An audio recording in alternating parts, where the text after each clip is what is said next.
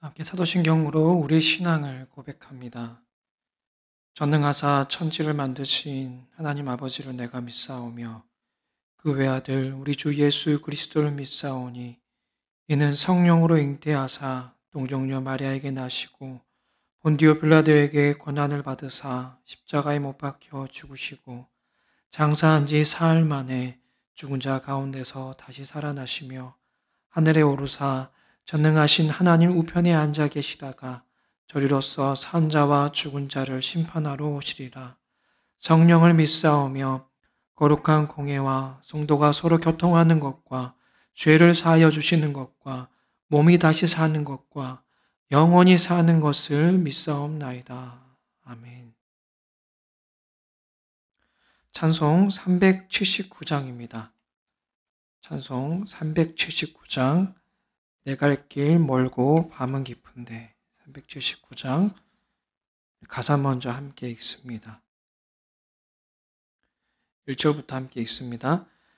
내 갈 길 멀고 밤은 깊은데 빛 대신 주 저 본향집을 향해 가는 길 비추소서. 내 가는 길 다 알지 못하나 한 걸음씩 늘 인도하소서. 이전에 방탕하게 지낼 때 교만하여 마음대로 고집하던 이 죄인 사하소서. 내 지은 죄 다 기억 마시고 주 뜻대로 늘 주장하소서. 이전에 나를 인도하신 주 장래에도 내 앞에 험산 중령 만날 때 도우소서. 밤 지나고 저 밝은 아침에 기쁨으로 내 주를 만나리. 아멘. 이 찬양 하나님께 영광 올려드립니다.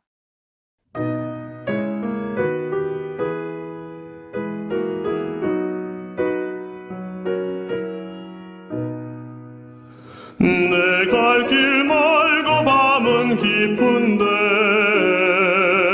빛 되신 주 저 본향집을 향해 가는 길 비추소서. 내 가는 길 알지 못하나 한 걸음씩 늘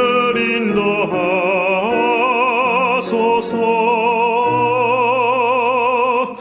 이전에 방탕하게 지낼 때에 교만하여 맘대로 고집하던 이 죄인 사하소서. 내 지은 죄 다 기억 마시고 주 뜻대로 늘 주장하소서.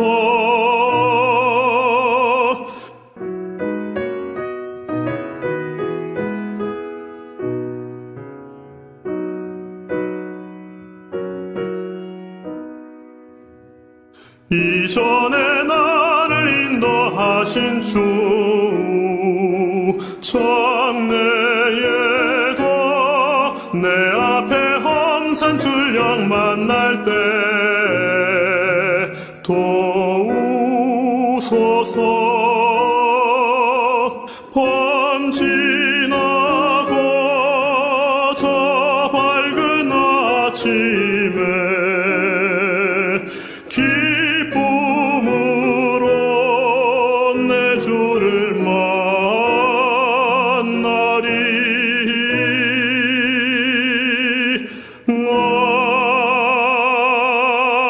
아멘.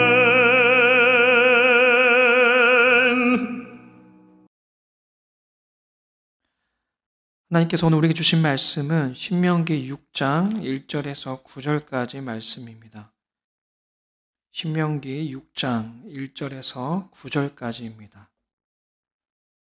하나님 말씀을 함께 읽습니다. 이는 곧 너희의 하나님 여호와께서 너희에게 가르치라고 명하신 명령과 규례와 법도라. 너희가 건너가서 차지할 땅에서 행할 것이니 곧 너와 내 아들과 내 손자들이 평생에 내 하나님 여호와를 경외하며 내가 너에게 명한 그 모든 규례와 명령을 지키게 하기 위한 것이며 또 내 나를 장구하게 하기 위한 것이라. 이스라엘아, 듣고 삼가 그것을 행하라. 그리하면 내가 복을 받고 내 조상들의 하나님 여호와께서 내게 허락하신 같이 젖과 꿀이 흐르는 땅에서 내가 크게 번성하리라. 이스라엘아, 들으라. 우리 하나님 여호와는 오직 유일한 여호와이시니 너는 마음을 다하고 뜻을 다하고 힘을 다하여 내 하나님 여호와를 사랑하라. 오늘 내가 네게 명하는 이 말씀을 너는 마음에 새기고 내 자녀에게 부지런히 가르치며 집에 앉았을 때에든지 길을 갈 때에든지 누워 있을 때에든지 일어날 때에든지 이 말씀을 강론할 것이며 너는 또 그것을 내 손목에 메어 기호를 삼으며 내 미간에 붙여 표로 삼고 또 내 집 문설주와 바깥문에 기록할지니라. 아멘.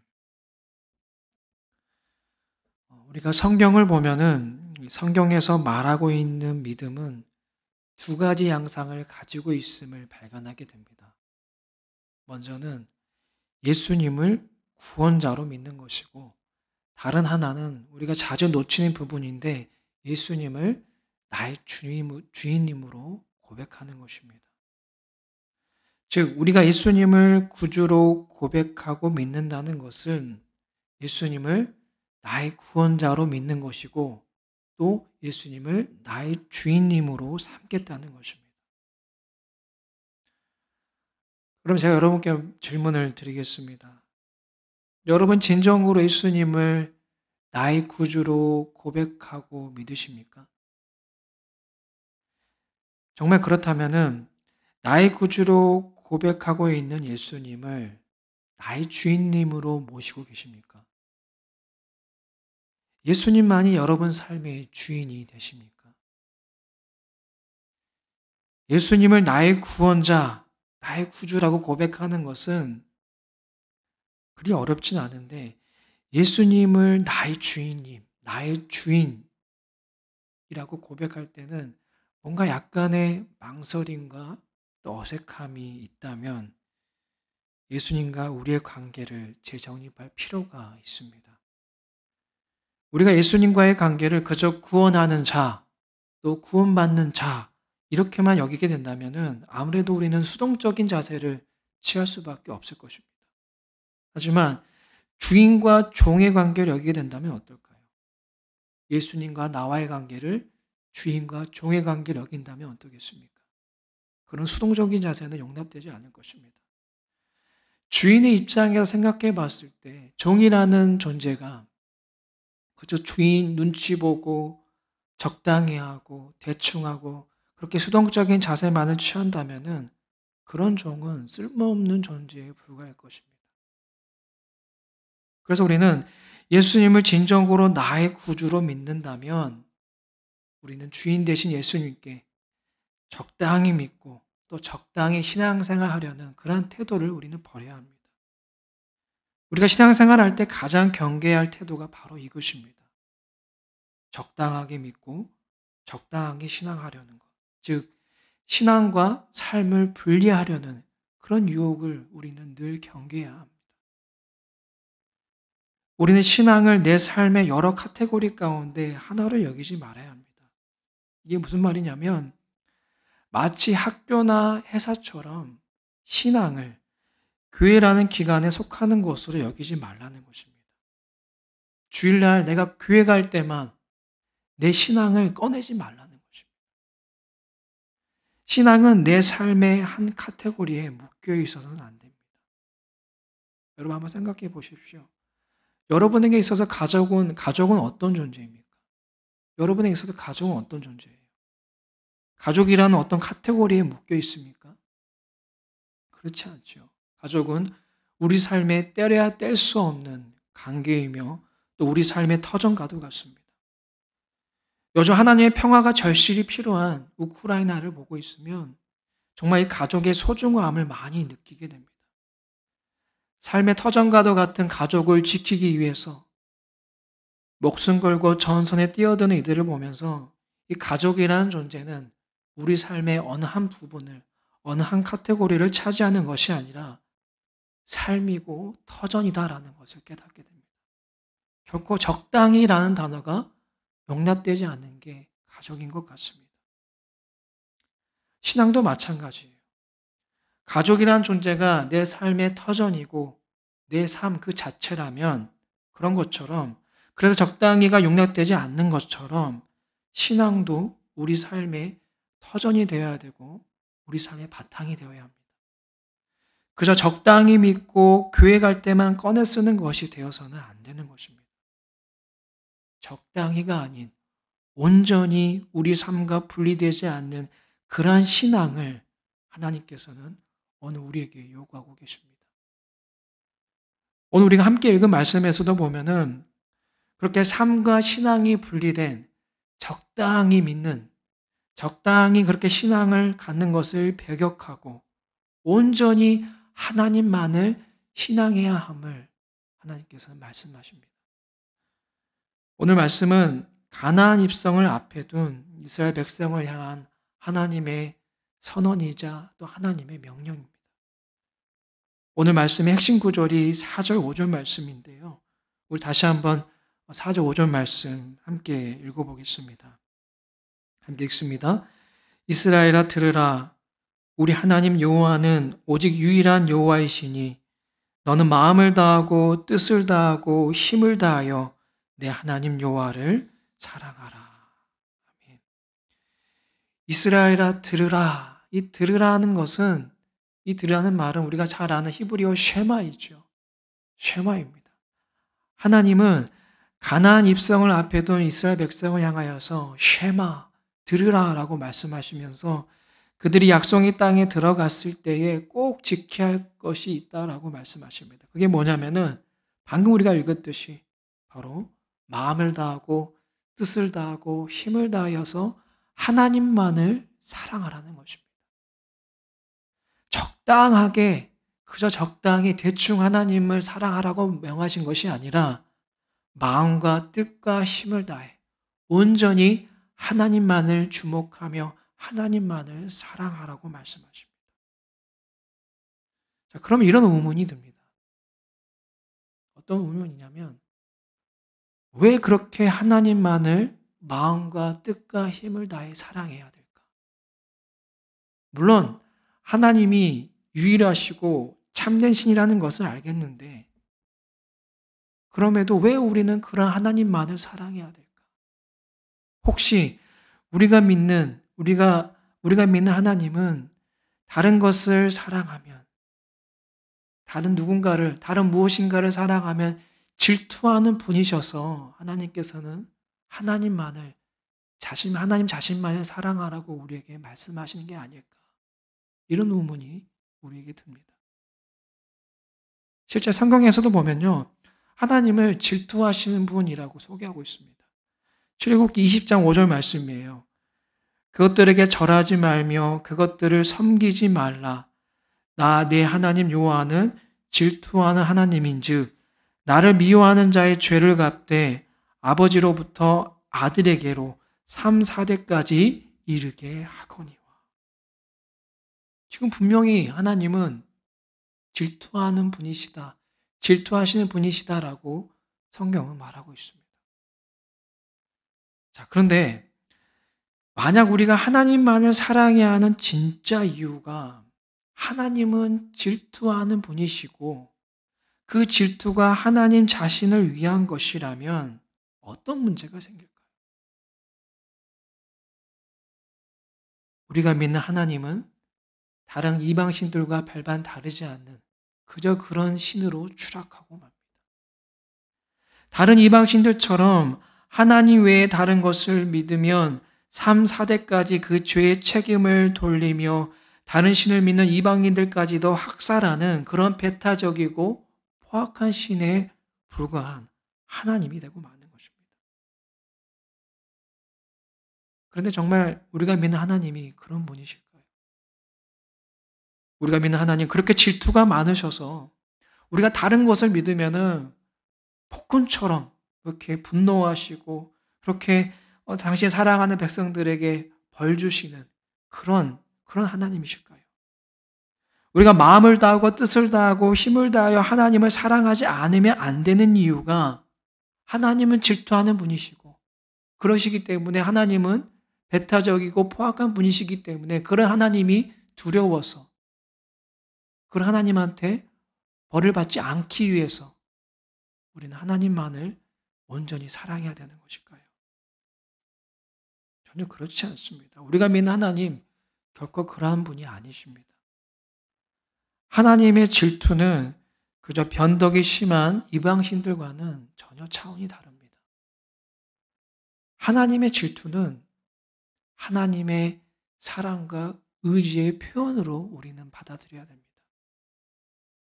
이게 무슨 말이냐면 이 하나님의 질투는 당신의 백성이 우상을 믿고 따르는 것을 어떻게든 막아내서 당신의 백성이 오직 하나님만을 믿고 따르게끔 하려는 하나님의 사랑과 의지의 표현인 것입니다.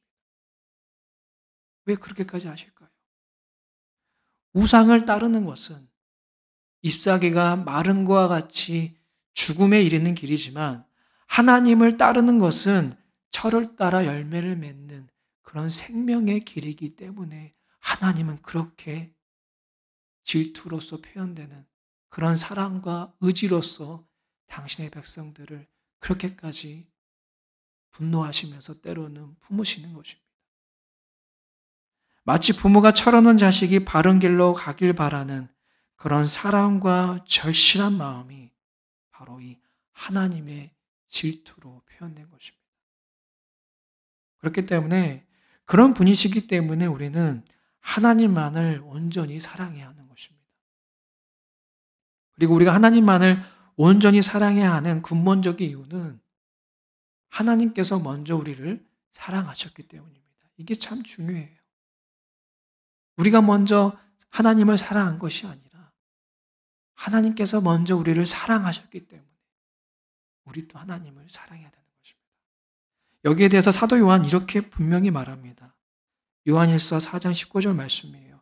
우리가 사랑함은 그가 먼저 우리를 사랑하셨습니다. 우리가 하나님만을 사랑해야 하는 근본적인 이유, 바로 하나님께서 먼저 우리를 사랑하셨기 때문입니다. 그 증거가 무엇이겠습니까? 우리를 위해, 날 위해 이 땅에 오신 예수님, 그리고 날 위해 십자가에 달려 죽으신 것, 그것이야말로 그 사랑의 증거이며 확증인 줄로 믿습니다. 사랑하는 여러분, 제가 설교 서두에 신앙과 삶은 분리되는 것이 아니기에 적당히 믿고 적당히 신앙생활 하지 말라고 당부드렸습니다. 만약에 적당히 믿는 것이 그렇게 적당하게 신앙생활 하는 것이 괜찮은 것이었다면, 옳은 것이었다면 예수님께서도 이 땅에 오셔서 적당히 처신하며 적당히 그렇게 살다 돌아가셨을 것입니다. 굳이 말 안 듣고 죄 짓는 우리들을 위해서 처참하게 죽으실 필요가 전혀 없었을 것입니다. 그러나 우리 예수님은 적당히가 아닌 온전히 오롯이 우리를 위해 십자가에 죽으셨습니다. 우리가 하나님을 적당히 사랑하고 적당히 믿는 태도를 배격하시기 위해서 하나님을 온전히 믿고 따르는 것이 무엇인지를 우리에게 보여주시기 위하여서 예수님은 고통의 십자가에 달리셨습니다. 그러므로 사랑하는 여러분, 적당히 믿고 적당히 하나님을 사랑하는 그렇게 신앙과 삶이 분리된 모습을, 그러한 태도를 배격하시고 버리시길 바랍니다. 오직 죄 짓는 것만 적당히 하시기를 바랍니다. 특별히 우리는 사순절을 지금 지키고 있습니다. 또 우리가 사순절 의미를 함께 묵상하기 위해서 매일매일 여러분에게 사순절 묵상 메시지를 보내주고 있죠. 이제 40일 가까이 되는 시간들이 남아 있는데 매일 여러분들께 보내드리는 이 사순절 묵상 메시지를 묵상하시면서 먼저 나를 사랑하신 예수님의 그 사랑, 그 십자가의 사랑을 매일매일 마음에 새기시기를 바랍니다. 그리고 이번 사순절 기간에 적당히가 아닌 진정한 하나님의 자녀로 변화될 수 있기를 바랍니다. 우리 모두가 적당한 신앙이 아닌 진정한 신앙으로 오직 하나님만을 사랑할 수 있기를 주님의 이름으로 축복합니다. 기도하겠습니다. 하나님, 우리 안에 적당히 믿고 적당히 신앙하려는 이러한 믿음의 자세가 있다면 사순절을 지키고 있는 이 시간에 그러한 태도를 버리게 하여 주시옵소서. 배격하게 하여 주시옵소서. 주님, 우리 예수님 그렇게 적당히 우리를 사랑하지 않으셨습니다. 하나님을 적당히 믿지 않으셨습니다. 죽기까지 우리를 사랑하셨고 죽기까지 순종하셨던 그 예수님의 그 삶의 자세와 그 신앙의 모습을 우리가 기억하면서 사순절을 보내고 있는 이 시간에 적당히가 아닌 진정한 신앙인의 자세로 오롯이 하나님만을 사랑할 수 있는 정말 마음과 뜻과 힘을 다해 온전히 하나님만을 믿을 수 있는 우리 모두가 되게 하여 주옵소서. 예수님의 이름으로 기도드립니다. 아멘. 하늘에 계신 우리 아버지여, 이름이 거룩히 여김을 받으시오며 나라 임하옵시며 뜻이 하늘에서 이룬 것 같이 땅에서도 이루어지이다. 오늘날 우리에게 일용할 양식을 주옵시고 우리가 우리에게 죄 지은 자를 사하여 준 것 같이 우리 죄를 사하여 주옵시고 우리를 시험에 들게 하지 마옵시고 다만 악에서 구하옵소서. 대개 나라와 권세와 영광이 아버지께 영원히 있사옵나이다. 아멘.